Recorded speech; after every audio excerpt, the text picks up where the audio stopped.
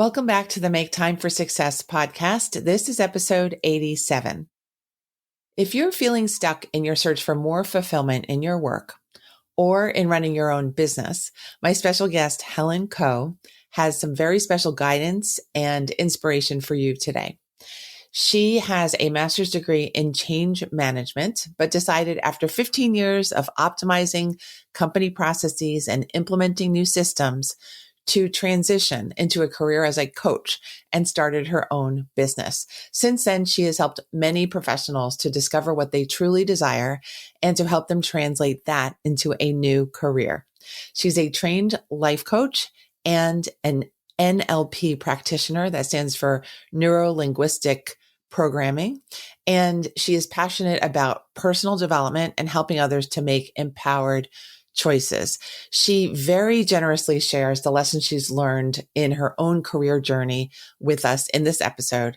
And you're going to hear all the joy she was able to unlock along the way. It's a terrific episode. I'm very grateful to have had Helen on the show. Let's go listen to this episode now.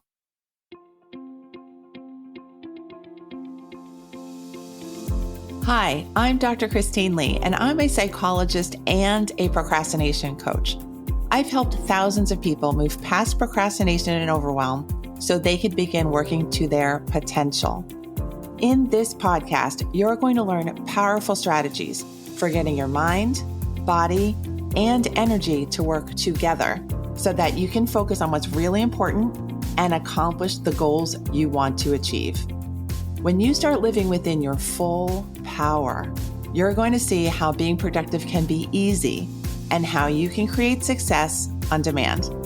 Welcome to the Make Time for Success podcast. Hello, everyone. Welcome back to the show.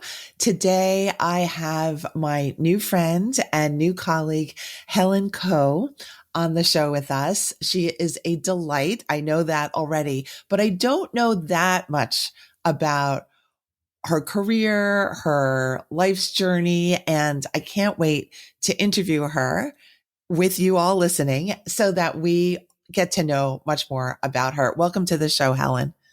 Thank you, Christine, and thank you for having me. It's such a delight to talk to you and get to know each other a little bit more.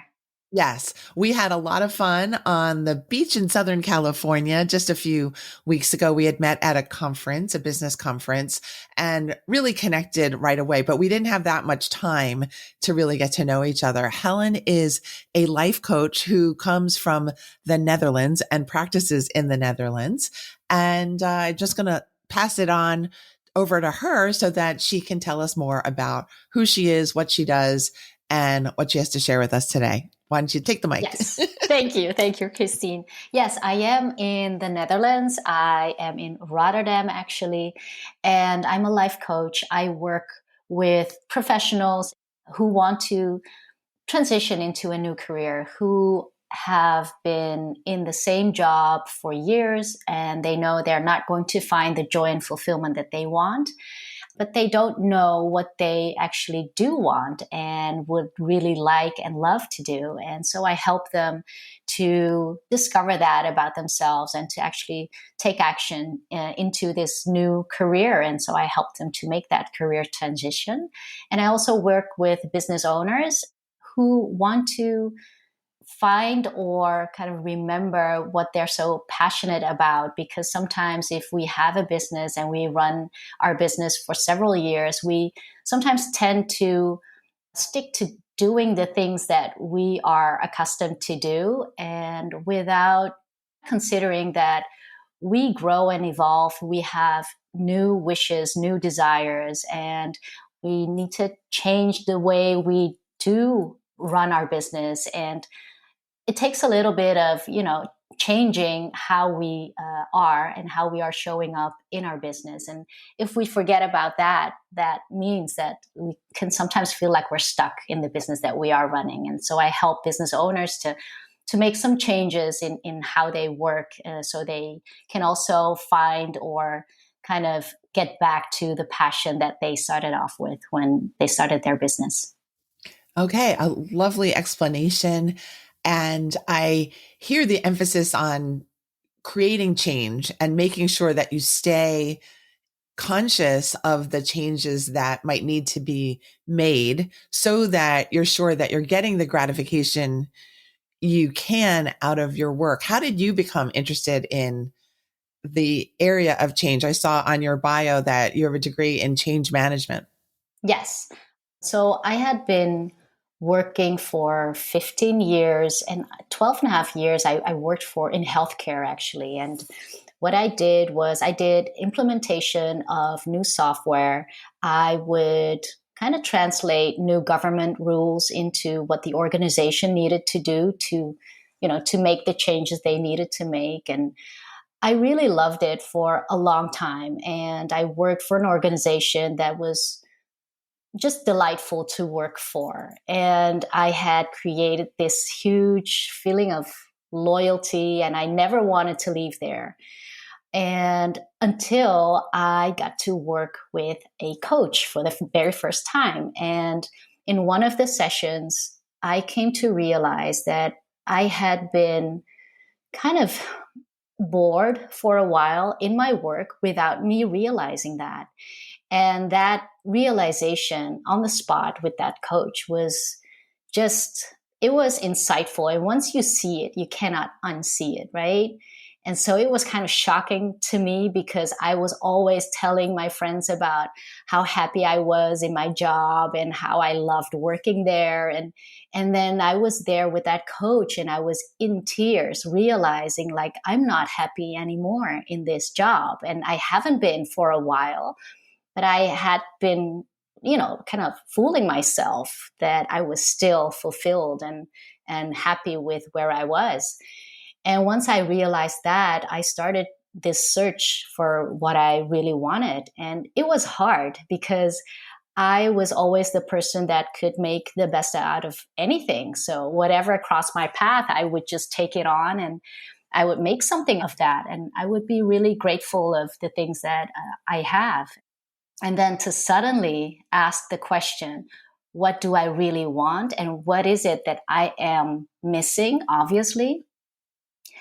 It was a search for, I don't know, several years. I tried to find out and figure out how to know, how I feel about things. Because normally I would go into my head like, oh, that seems like a nice opportunity. Let's just take it on and see what happens.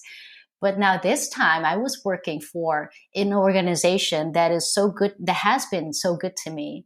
I didn't want to leave them for a job I wasn't sure about, that would kind of bring me the fulfillment that I was looking for. I wanted to make sure that I wasn't leaving just for a new job. It had to be like worth it to leave this beautiful organization.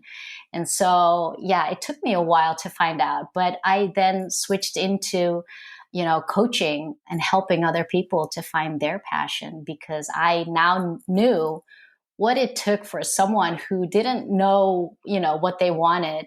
And I had to find out kind of the hard and long way. And now I get to help people to do it a bit more easier and faster. Beautiful. I love this story. It's really a lovely story where you were happy and you did have fulfillment from your job, but it just kind of expired as you, I think, got more and more skilled and experienced and Yeah. put in your years there. And what a good stroke of luck that you decided to go into coaching. I'm wondering, was that a personal decision to find a coach, or did your company support that or find that coach for you? Yes, it was the company who was actually looking to find out if I would want to, develop myself in that organization and maybe become a manager or something. And I was open to anything because I had already had that question in me, like, there is something that I can do even better than what I'm doing now. And it didn't make sense to me because they were telling me, you're doing such a great job. This is what you're good at. But I somehow knew it wasn't it. There was something else waiting for me. But my assumption was that it would be in that organization. And so when they asked me, do you want to explore if you can become a manager? I said, yes, I was open to discover that. And I did some tests, and in the test, it said like, oh, you do have capabilities to grow into that role, but there's also some things that you could work on. And one of the things was that I could be more assertive and more out there. And that's the reason why they said, well, if you want to, we can hire a coach for you. And that coach was a really good coach. And so she noticed that I had a different question than just the question, why is it hard for me to be more assertive? She knew like, oh, but you do have a different question. I was like, no, but this is my employer kind of paying to find out this question. I don't want to put in my own personal question into this. And she said, no, but if you don't do that, it will not be a fulfilling trajectory for you. So please just ask your question. And I said, okay, I have this question. I want to find out what it is that I am really, really good at. I know there is something out there that I need to do. I just don't know what it is. And so because that became like the second question in my coaching program, I think after a couple of months, she just started asking me questions about how I felt in the organization that I was working for, how I felt in my job. And then she had me kind of visualize how my kind of perfect day would look like if I was working. It gave me a visual that I could not explain to myself. It was at the beach. I was seeing myself working with people and like moving around and being happy and feeling really free. And she would just move me from that spot, like where I am right now. How do I feel about this job? And then go on to this other side of the room. And how do you feel there on the beach with the people? And then I started to feel things. And she would ask like, what do you need to go from here to there? And I said, I don't know. I really don't know. I don't feel anything. And she would kind of let me go back and forth in the room until something just came up from very deep. And then the emotions started to come up, and I didn't understand because I didn't know it was there. And that my answer was, I need to leave this organization. And it got me crying like really loud. So that was the moment. And that is actually why I think a year later, or maybe 2 years later, I thought of coaching as the profession that I really would love to learn and help people with. That is beautiful. You make me think that you described the crying that was part of your exploration journey. And I was thinking to myself, crying is like the ultimate self-assertion, is that your feelings cannot be held back anymore as expressed in your tears. And I'm so grateful for you that you had this great coach and this great opportunity to really deeply and calmly explore what was inside and what was in your future. And I think that's a really somewhat rare opportunity or lucky opportunity. I hope it's less and less rare for our audience that, if you have some sort of feeling or nudge inside that maybe this is the cue that you need to explore, you need to consider, you need to maybe envision a brand new movie about your life and see how you feel about that movie. You're not required to change, but it is always interesting to see, do I actually want change? Maybe that is something that I've been hiding from myself because of convenience, because of somebody else is paying me, because I've been here as long as I have. I've put in the years. Why would I leave? And the idea in life is that it's a game and you can change the gameplay anytime you like, really. It's scary in a way, but it's also the most amazing thing about this game. So It is actually beautiful to kind of be open to discover more about yourself. You don't have that visual, that image just, for nothing. It has a reason. There's a reason why you have something like that. There's a reason why you think something like that without being able to kind of explain things to yourself, because we want to explain with our brain, right? This is what I'm thinking. This is why this is here. But sometimes you just know it to be true. And I had to learn that I am also an intuitive person. And I always thought like I'm the brain person. I do everything with my brain, and I'm not as sensitive or as intuitive as other people that I know. But I think when I started my coaching practice, the first coach that I hired for myself, I invested in an intuition coach because I knew that I had more to learn about that side of me, and that I would be able to help myself better, but also help other people better if I would have more skills in that area. And she actually showed me that I learned that I am intuitive because she had these exercises where she asked me to think back on 3 moments where I knew something that I could not explain, and then it turned out to be true. I turned out to be right about things. And doing that amongst other exercises made me realize like I am intuitive. It's just that I wasn't aware of that. And I wasn't kind of trusting that enough, because sometimes I would just ignore things.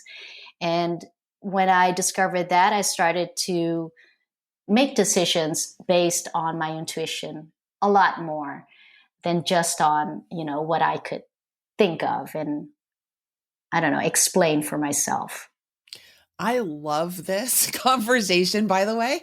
And you are making me think that it's likely that all of us have a pretty healthy, active intuition part of ourselves, that part of us that is nudging us, that is kind of indicating a preference or a whiff of danger, perhaps sometimes, but that maybe we're trained in childhood or beyond childhood to doubt our knowledge of it, to stop trusting it completely, or to be skeptical of our own wisdom. Do you feel that that is what you have to help your clients through, that they have to reconnect with that part of themselves that really does know things are going on? Yes, because when people are considering to make a transition in their career for work, there's so many factors that weighs on that decision to take this next step. So they are thinking about a mortgage that needs to be paid. And then so when you start asking questions about their desires, their brain just goes into like, that's not realistic. How can you make money doing that? Or, how can I find a job where they would hire someone who has no experience at all? And so even before they start to explore, they already said to themselves that this is not realistic. We're not going to put time and energy into that. So let's just find something that where I have a better chance to find a job that would pay the bills as well and would be better than what I'm doing now. And so they go for a little bit better instead of like following their heart and just going for the thing they really want. And then when they do that, what are the symptoms or what are the side effects of that? I guess the higher income of the already pre-made option is a plus oftentimes for people. But then what do you find are the complaints of people who follow that path against their heart? What I find is that they think they kind of made a transition into a little bit of a new career. So they find a new job somewhere else. And then 2 years later, they're in the same spot again, where they feel like, this is not it. This is actually more of the same. I have the same feelings as I had a couple of years ago. And then they have that same question, what do I really want? And where do I start to explore that? And so for the exploration, if you really want to find out what it is that you want, we need to be open to let go for just a little while, let go of the work experience you already have, let go of any courses you've done, and just let go of everything and just go back to what you feel while you're doing things. where is your curiosity going? Where is it taking you? And then follow that. Not to immediately, find a job in that, but just to learn how to feel and how to become aware of what that means to you. And then later on in your exploration, you can then find out like, oh, is it something that I would like to do for a living? And then you can find out in the next phase, like, okay, so what are the possibilities in that? And you can try to connect with people who are doing work in that space, and you can try and feel how that could work for you or not. And then you can make, your choices in that. And so the things that people are doing in the beginning of their search are actually the things that they should do later on, because of course you're going to make choices and use your brain power as well. It's not just about, doing what you feel like doing. Of course, you need to pay your rent or your mortgage and stuff like that. It's also important. But if you try to put in those factors in the beginning of your search, you would never know how to explore the things without all the limitations of, the things that bring on fear, actually, of the unknown. You have such a wonderful way of speaking about these complicated dynamics, right? Yeah. The dynamics of wondering and searching and being curious and attempting something that goes against the grain and goes against experience, which is, again, part of life's game. It's a wonderful, scary, beautiful opportunity that we all have to consider. Am I fulfilled? And if I'm not, what can I do? Where can I be? What can I envision to get more of a sense of fulfillment? That leads to my next question, which is, when you help your clients to actually make that move, that transition, what do you see in terms of how they're being, how they're speaking, how they're thinking, how they're vibing? What do you notice? Oh, a lot. Once they are actually taking action to find out more about themselves, you can already see how that changes how they feel. Because when they start working with me, sometimes they feel really stuck in the job that they have, and they really don't know how to get out of that.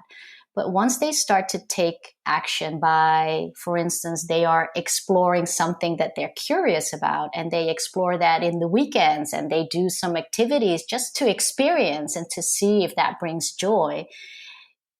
Even that phase where they actually still don't know what they exactly are going to do for their work and their living, they are more and more following the things that excite them, and more start to do the things that, make them happy.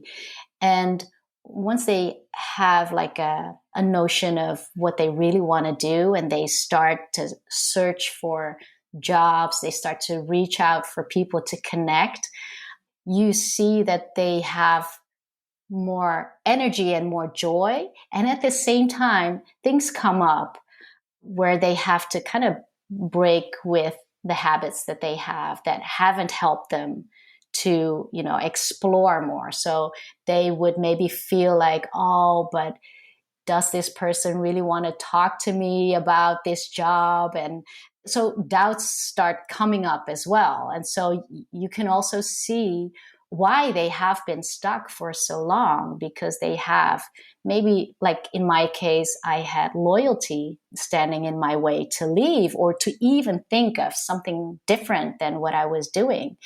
And I have a client who feels very guilty. Just the thought that he would leave his team and go somewhere else would keep him doing the things that he has been doing. And so we have to work with that, because you need to develop the skills to move beyond, where you're at. And it's different for everyone what that is. So for some people, it's really scary to go networking, to go to an event and meet new people and just start talking about that, you are looking for something different and you don't exactly know what it is yet, but you're just exploring. And so I help them to overcome these obstacles that they have while they are taking their next steps. And yeah, it's a very beautiful journey, but sometimes challenging as well. Yes.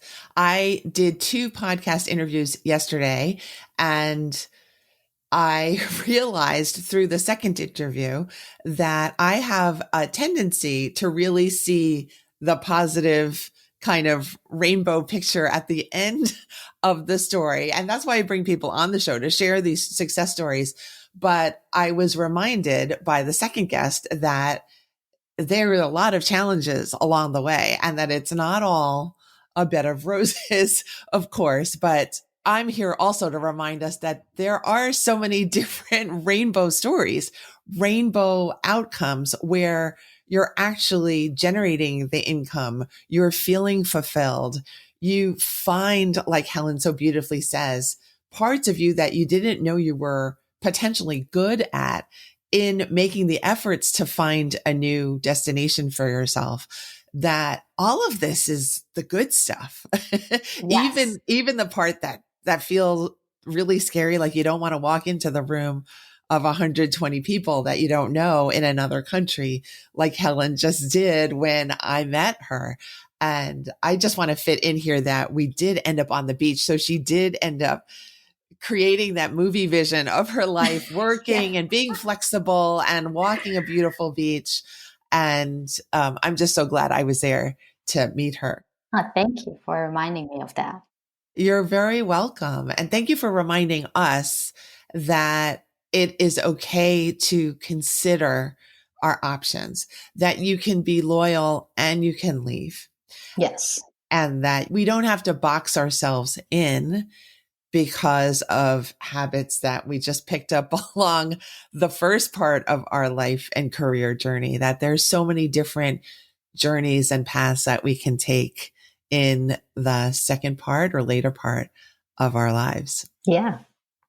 So, Helen, is there a tip that you could share with the person who is actually now shaking in their chair thinking, oh, I've met this Helen Kho woman and she's made me think in a totally different way. I feel like crying. What would you say to that person? I would like to remind someone or say to someone that we all can do and experience way more than we believe to be true. When I talked about my story in the beginning, I was happy in my old job for a long time and I was fulfilled. But there is a difference with how I am experiencing what I do now with what I was experiencing then. But I didn't know that it was possible to feel the way I feel now. When I work now, I feel so driven and so grateful to be doing what I am doing right now. And I think like my challenge now is that I don't work all the time because I just love what I do, right? And even though I had a lot of joy and fulfillment in the job I had then, when the moment came that I felt like something was missing, there was a feeling of, I felt guilty about feeling that because I felt guilty that as if I wasn't grateful. And so if you are now stuck in a situation where you feel like I cannot take a next step, just know that you can, because there are so many possibilities. Every day you can make a new choice, and it doesn't need to be like this huge next step. It can be a small choice just to maybe to talk with someone who has done what you want to do, who has taken a step and just changed their career, or just reach out to someone who can help you to navigate, your situation and make changes, small changes. And if you are able to take these next little steps, you can build momentum to make even bigger steps because you will grow the confidence that you can actually influence what it is that you want to do and have the outcome that you desire. Thank you so much, Helen. We've gotten, ladies and gentlemen, a masterclass in life change and career change. So thank you so much for bringing all the value today and bringing your lovely personality and wisdom and intuition today onto You're the welcome. show. I know that you have a very special offer for our listeners, anyone who might want to work with you. Could you describe what the offer entails? Well, the offer is actually a focus session. We get together on Zoom and we talk about your personal situation. So if you feel stuck and you just don't know how to get out of that, and you would like to know if I could help you, or you would like to know what you could do as a next step to create change in your personal situation, you could book your focus session. It is free, and we get some time together, and you will come out of that having more clarity around, what it is that you need, and what action steps you could take to create change that you want. So you can go to calendly.com/coworks/focus session, and you can book your free focus session right there. Okay, great. Could you repeat that link just so Yes. that we make sure they have it? Yes. So it's calendly.com/coworks/focus session. So coworks, that's KHO works. Okay, beautiful. I will have that information in the show notes as Thank well. you. Thank you so much for that very generous and amazing offer. I would encourage our listeners to go jump on that one. And I want to say thank you, Helen. I look forward to being friends and colleagues for the rest of time. And I just so appreciate knowing you. Thank you for your time today. Thank you. Thank you for having me, Christine. It was lovely. All right, my friends, we are off to do another week of working and making time for success and living our best lives. And I look forward to seeing you back here next Thursday when a new episode drops on the Make Time for Success podcast. Bye. Thank you for listening to this episode of the Make Time for Success podcast. If you enjoyed what you've heard, you can subscribe to make sure you get notified of upcoming episodes. You can also visit our website, maketimeforsuccesspodcast.com, for past episodes, show notes, and all the resources we mention on the show. Feel free to connect with me over on Instagram too. You can find me there under the name Procrastination Coach. Send me a DM and let me know what your thoughts are about the episodes you've been listening to. And let me know any topics that you might like me to talk about on the show. I'd love to hear all about how you're making time for success. Talk to you soon.